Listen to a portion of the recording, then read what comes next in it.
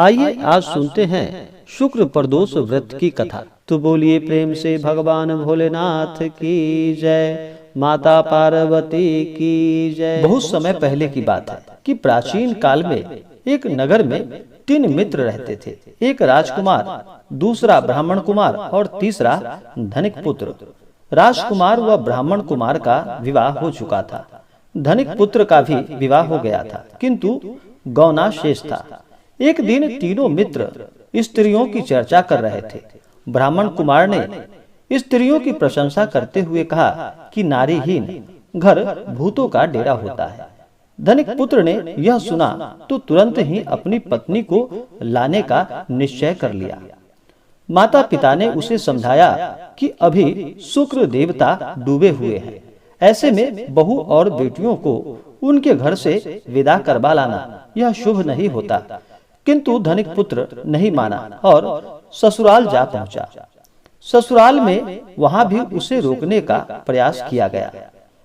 बहुत बार उसे रोका गया, मगर उसके जिद की सामने किसी की ना चली।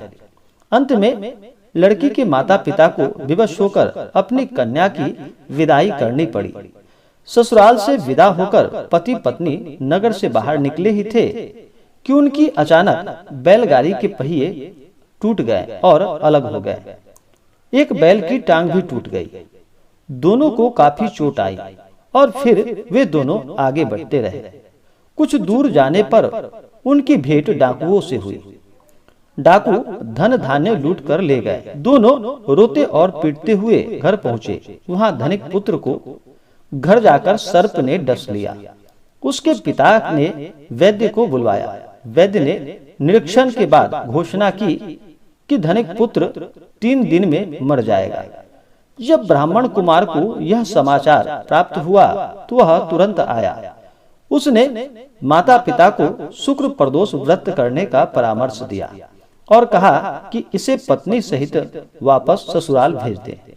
यह सारी बाधाएं इसलिए आई है क्योंकि आपका पुत्र शुक्रास्त्र में पत्नी को विदा कराकर लाया है। यदि यह वहां पहुंच जाएगा तो बच जाएगा। धनिक को ब्राह्मण कुमार की बात ठीक लगी। उसने वैसा ही किया और ससुराल पहुंचते ही धनिक कुमार की हालत ठीक होती चली गई।